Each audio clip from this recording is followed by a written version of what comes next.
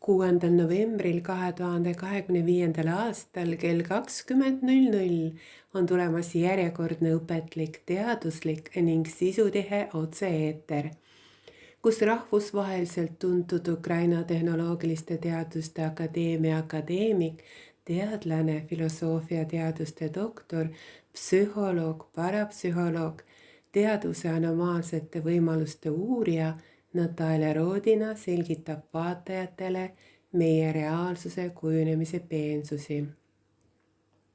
Selles otse-eetris avab Natalja Vladimirovna hingeteaduse saladuste loori ja aitab meil mõista meie hinge kõige keerulisemaid saladusi.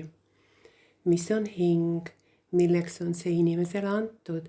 Meil on teadvus, isiklik kogemus, me opereerime loogikaga ja teeme ratsionaalseid plaane, aga hing, see ihkab enamat ja me tahame seda maailma õppida tundma, avastada universumi saladusi, armastada ja olla armastatud.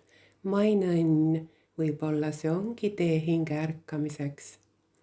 Ja nüüd palun, olge väga tähelepanelikud.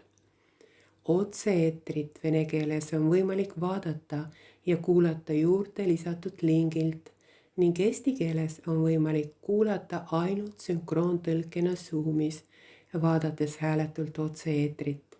Otse-eetri link ja eestikeelne sünkroontõlke link on lisatud kõige algusesse, et oleks hõlpsam leida.